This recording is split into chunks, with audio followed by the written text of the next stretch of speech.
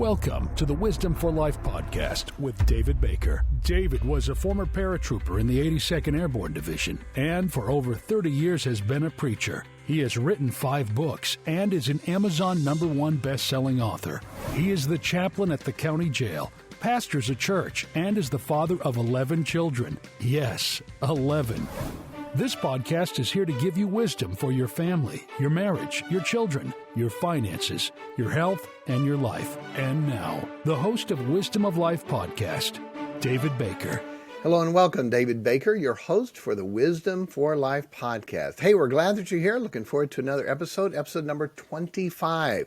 Going to have part 2 of Financing the Work of God. Now, this is the Wednesday podcast. The Wednesday podcast is the one that is the normal one, the one that I've been doing. So it's got in the joke, things I love, things I hate, quote, things like that. And so we want to, quote, learn you something. All right, few introduction first. If you have a question, ask pastorbaker@gmail.com. We'll include that in an upcoming podcast. Wherever you listen to podcasts, give us a like and a review. Sure appreciate that. YouTube channel, Wisdom for Life Podcast. Website, wisdomforlifepodcast.com. And Facebook, David Mark Baker. David Mark Baker. We are also on Rumble. All right, going to jump right in. First, we want to, quote, learn you something. And so this is about the Titanic. And so other than the fact that it hit an iceberg and sank, a lot went wrong during the Titanic tragedy. But one of the most jaw-dropping facts is that, according to Arthur Godfrey Pynchot, who later recalled what happened during his testimony in the congressional hearings in Washington, a routine lifeboat drill was supposed to take place the morning of the disaster. But the crew never assembled, and the drill was canceled. Can you imagine? What a crazy thing. That morning, it was supposed to have a drill, and they missed it. They missed it. They're supposed to have a drill. Wonder how many more people could have been saved if they would have planned that out and just done what they were supposed to. So, pretty interesting, ironic. All right, a joke. I like religious jokes. I'm a pastor. We pick and make fun of each other and make fun of us. So, not to be offensive, but, and by the way, I don't believe in gambling, but it's a gambling joke. Here we go. Charlie was a regular visitor at the racetrack. One afternoon, he noticed an unusual sight. Right before the first race, a Catholic priest visited one of the horses in the stable area and gave it a blessing. Charlie watched the horse very carefully, and sure enough, his horse came in first. Charlie followed the priest for the next race. Again, he went to the stables, performed a similar procedure. Charlie had a hunch, put a couple $100s on the blessed horse. Sure enough, the blessed horse came in by 2 lengths. Charlie won close to $50. The priest continued the same practice in the next few races, and Charlie won each time. He was now ahead $1,000. So, between races, Charlie left the track, went to the bank, withdrew his life savings, $20,000. Biggest race of the day was the last one. Charlie followed the priest and watched carefully which horse he blessed. He then went to the betting window and put his whole $21,000 bundle of cash on that horse to win. Then Charlie went out to watch the horse race. Down the stretch they came. As they crossed the finish line, the horse Charlie's fortune was bet on was dead last. Charlie was crushed. He located the priest and told him he had been watching him bless the horses all day, and they all became winners except the last horse, which he bet on his life savings. Charlie then asked, "What happened to the last horse that you blessed? Why didn't he win like all the others?" Catholic priest said, "That's the trouble with you Protestants," sighed the priest. "You can never tell the difference between a blessing and the last rites." Anyway, all right, sort of a groaner, sort of cute. All right, things I love. I love preaching. I love preaching. I love listening to it. I love hearing it. How come truths? God said he chose the foolishness of preaching to save them that believe. The truths in the Word of God can fix the things in our life that we need. God said it's the foolishness of preaching, okay? We don't like that anymore. The Bible says that in the last days, people will not endure sound doctrine, but will heap to themselves teachers having itching ears. They want to be taught something. They don't want preaching. They don't want somebody saying, "Thus saith the Lord." This is what God said. It's amazing how many times that happened. My pastor used to say, a sermon is a greasy wrench to fix something. And so when it's done right, I believe that's what it's supposed to be for. Love preaching. Things I hate, fake sermons. I grew up in church, and I would look around and say, okay, I don't believe what the preacher's saying. I would look around at the people and say, okay, I don't think they believe what he's saying.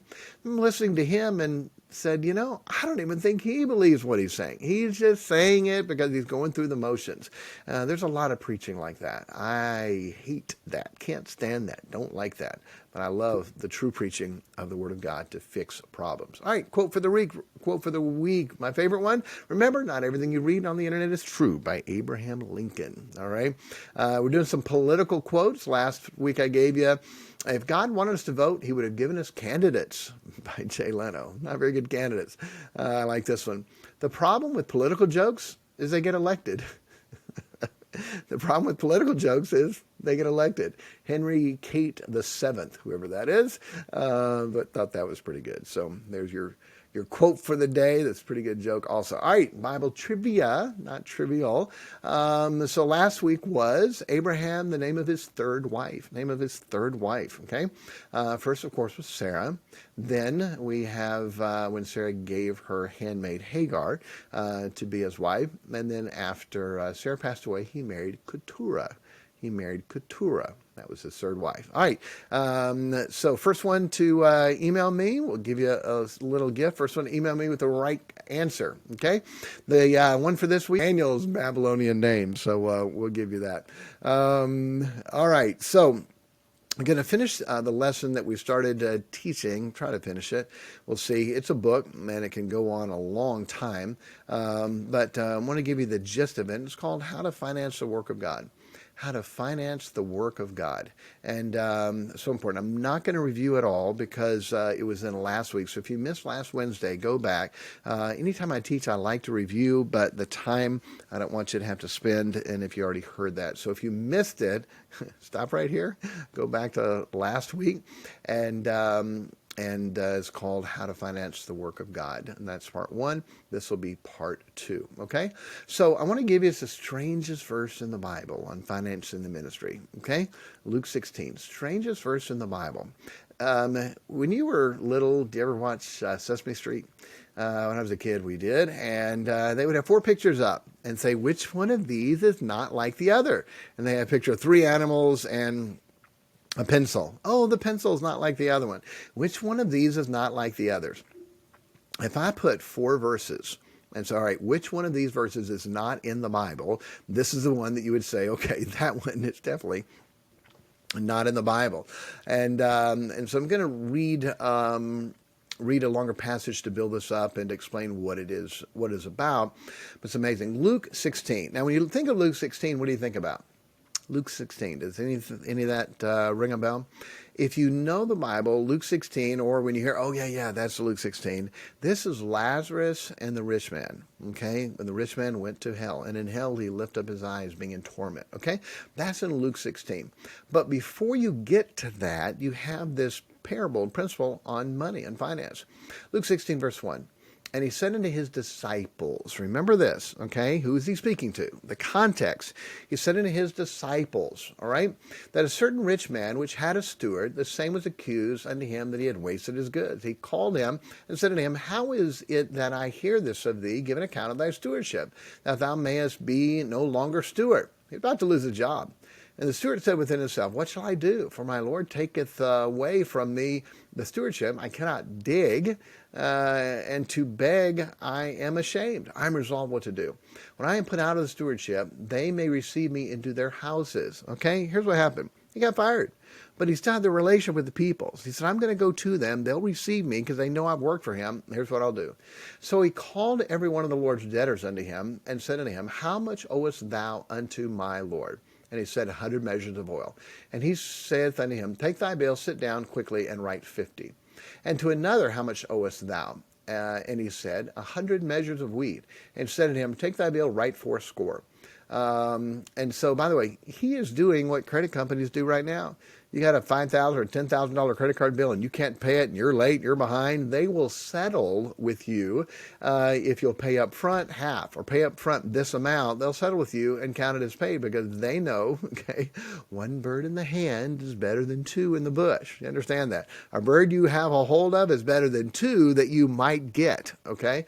And so they know it's better. He is doing what the creditors do today. Let's see what God said. Verse 8, and the Lord commended the unjust steward, because he had done wisely. Listen to the statement. For the children of this world are in their generation wiser than the children of light. Okay? The boss was pleased with him. Then Jesus taught his disciples that the children of the world, the unsaved, are wiser in their generation. They're not wiser in eternity, but they're wiser in their generation than the children of light, than the saved people. Verse 9. You ready? Here's the verse that doesn't fit in the Bible. Okay, it does. Obviously, it's there. Which one doesn't sound like it? And I say unto you, make to yourselves friends of the mammon of unrighteousness. What? Surely that's not in the Bible. No, it is. Make to yourselves friends of the mammon of unrighteousness. Mammon is money. You mean make friends of the people who make money righteously? No. Make to yourselves friends of the mammon of unrighteousness. Why? Why would he tell them to do that? Here it is. That when ye fail, they may receive you into everlasting habitations. What in the world is that talking about? Most of the time we just read through things like that. We don't take time to break it down. The context here is money, okay? No one can argue. No one can deny the whole context. Chapter 16, verse 1 on is talking about money, the master, the creditor, okay? And he said he had done wisely. The children of this world are wiser in their generation than the children of light. The context here is money. Jesus is telling them that the money they have is going to fail.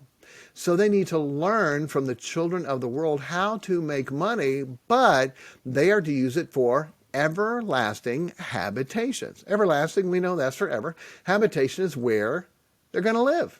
Where are we going to live forever? Heaven. It takes money to show people how to go to heaven. Our money will fail. The world knows how to make money. We are to learn from the world how to make money, and we are to use it to help people get to heaven. Is that simple? The children of this world are what? Wiser in their generation than the children of light. Listen, the children of the world they have the same brains we do, but they use their brains to what? Make money. What do we use ours for? Helping people, serving the Lord, obeying, doing things for God.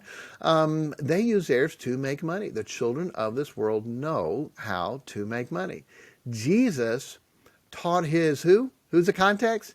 Jesus taught his disciples. Why did he teach them this? He just told them, he was going to tell them to go into all the world and preach the gospel to every creature. Okay?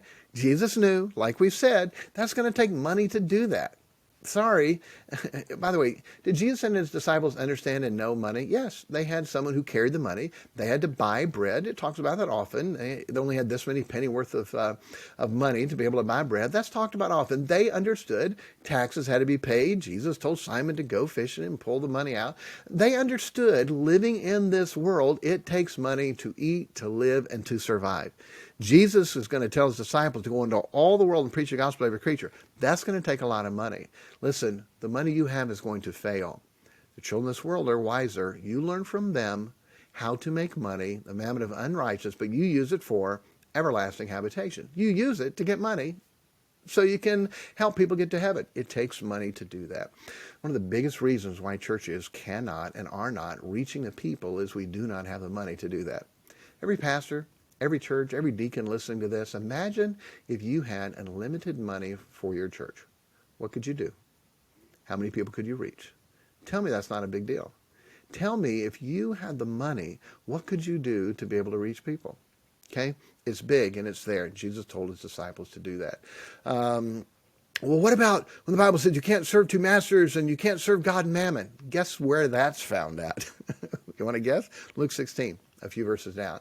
No man can serve two masters, for either he will hate the one and love the other, or else he will hold to the one and despise the other. You cannot serve God and mammon. Were they serving mammon? Did Jesus tell them to serve mammon? Absolutely not. He's telling them not to. He's telling them to what? To serve God, but to use money, use mammon as you are serving God. Use it for the Lord. Make money, but use it for God. Money is not a bad thing. The love of money is a bad thing. When you are using the money you have for God to help people, to reach people, it's a big deal. By the way, in this chapter, I mentioned the rich man in hell. There's something else very interesting here. Jesus, God, is not a respecter of person. God doesn't judge somebody based on the color of their skin, their age, their money, their background. God doesn't judge them. But guess who does? People do. Guess who does? People do. It's interesting. Why didn't the rich man get saved? Look at what he had. He had everything. Look at what Lazarus had. Nothing. Poor, eating the crumbs off the table. Does it matter who is giving the gospel out, whether someone could get saved or not? Most people would say no, because it's the power of God. It's the power of the gospel. Okay? And there's a part of that. But what if somebody, because of who I am and how I'm dressed, won't let me into their home to give them the gospel? Let's say if I'm poor and homeless, long straggly hair, I smell, haven't had a shower, I knock on their door and I say, hey, nice home, beautiful home, multi-million-dollar home. Could I come in and tell you about Jesus? What do you think they're going to do? Are they going to let me in? The power of the gospel is the power of the gospel.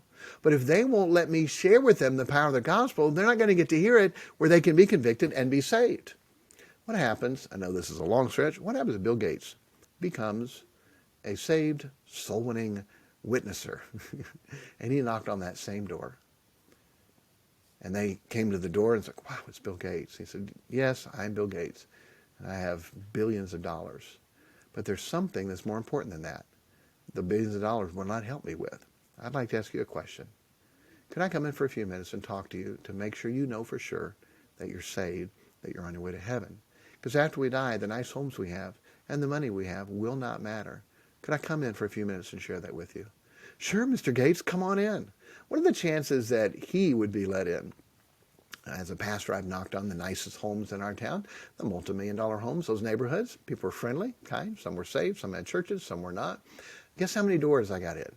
0. Guess how many people asked me to come in and sit down and talk with them about the gospel? None. Guess how many wanted to hear what I had to say? 0. How come? Revelation says people are rich, increased with goods, and have need of nothing. They think. They know it's not that they're wretched, poor, miserable, blinded, naked. Okay? They thought they're doing fine. If I were Bill Gates, how many doors do you think I would have gotten into? People are respecter of persons. They will listen to somebody when they wouldn't listen to somebody else. My pastor would always tell us, hey, if you guys wear jeans and a t-shirt, nothing wrong with it. But you're going to have a hard time reaching the guy, the banker, in a three-piece suit if you have on jeans and a t-shirt. But if you have on the three-piece suit, you can reach the guy in the three-piece suit and the guy in the casual clothes and the guy in jeans and a t-shirt because people do judge you by the way you look.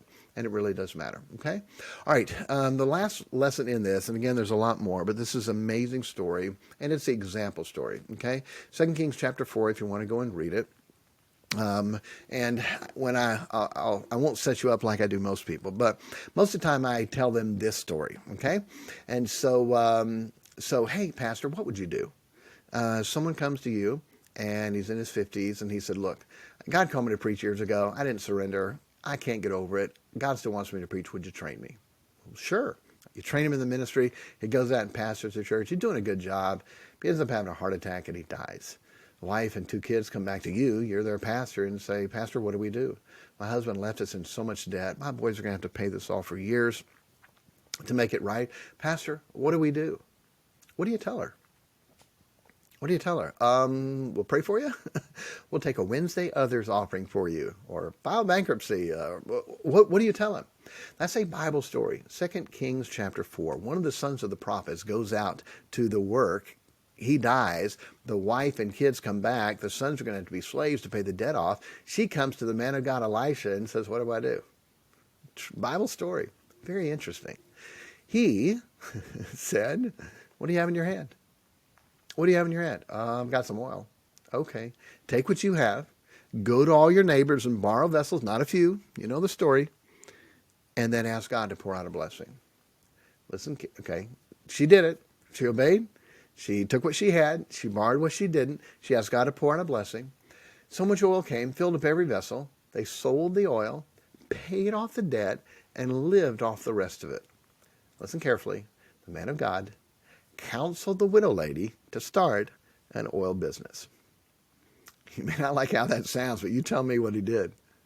The man of God counseled the widow lady to start an oil business. She took what she had, borrowed what she didn't, asked God to bless it, and used it for God. Miss Smith, widow lady, what do you need? I'm broke. I don't have any money. What do you know how to do? I like to bake pies. Okay, Miss Smith, why don't you bake some pies and see if you can sell them? Okay. So Mrs. Smith goes and bakes pies, and now you have today Mrs. Smith's Bakery, one of the biggest bakeries that are out there.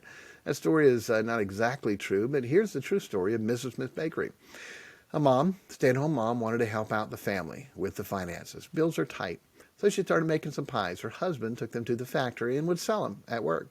And then she started taking orders. So many people were getting pies. The dad had to quit his job so he could deliver all the pies. And today you have Mrs. Smith's Bakery, a Christian mom who wants to help out her family, took what she knew to do, God blessed it, and she helped her family and helped finance the work of God. How many people have an idea, have a plan, they know how to do something, take what you know, borrow what you don't, and ask God to bless it and multiply it out and do great things for God? What a beautiful story and example of what we're supposed to do. What's your need? What do you have? What do you need to do? With God, with the Bible, with biblical principles, with some business help in life and training, what could be done for God if we were willing to take what God gave us and to use it for Him?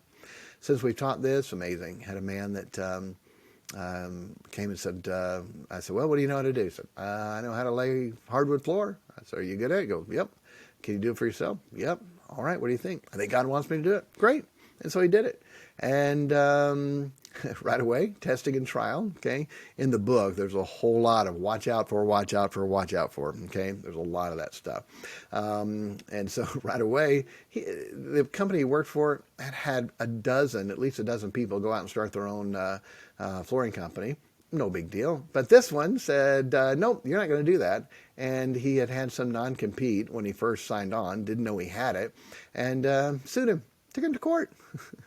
For a year, he couldn't work for anybody that he ever did work for in the past. That's what he had. That first year was tough. He barely made it. Then after that, boy, blessing and blessing and blessing and building and growing and hiring people and staff. And he hired the men in our men's home and got to teach and train them. They got to learn how to work from a godly businessman. Businessman would go on mission trips, went on a mission trip with me to the Philippines. We got to help people preach, win people to Christ. Wow, what a difference. A businessman can set his own schedule, can hire who he wants, can make sure he can be in church and services and take off to be able to do a mission trip. Amazing what could be done. Here's a guy that's just, I know how to do hardwood floor. Guess what? That was about 15 years ago, and he's still doing hardwood floor and still doing very well. Those things are true. They can happen. What do you know how to do? Go read 2 Kings chapter 4 and see that story of what happened with this widow lady and how God used her to be able to do some great things. Okay? All right. So the gift is, if you didn't get it last time, you can email me, askpastorbaker@gmail.com, and I'll give you a PDF of what I've got so far. It's not done, hasn't been proofed, don't tear it apart, but there's a lot of good things in that will help you. And if you feel like God has this for you, you got to read the last chapters on watch out for, okay? I've got a whole bunch of watch out things for, because if not, they can mess you up. The devil would love to use this to be able to mess you up instead of you being a help to other people. Okay? All right. So, by the way, there's so much more in the Bible than that. When you read the Bible, start reading these things. Look at the parable of the talents. Look at the parable of the pounds. Okay? Look at the parables of the increase that they received and what happened. There's so much in the Bible about this, and it's sad we miss it. All right. As we always close, be kind to everyone, because everyone's having a tough time. And until next time, get wisdom for your life. It is the principal thing. God bless you. Thank you for listening to the Wisdom for Life podcast. If you have any questions for us, email us at askpastorbaker@gmail.com, and we will answer them in an upcoming podcast. The email is askpastorbaker@gmail.com.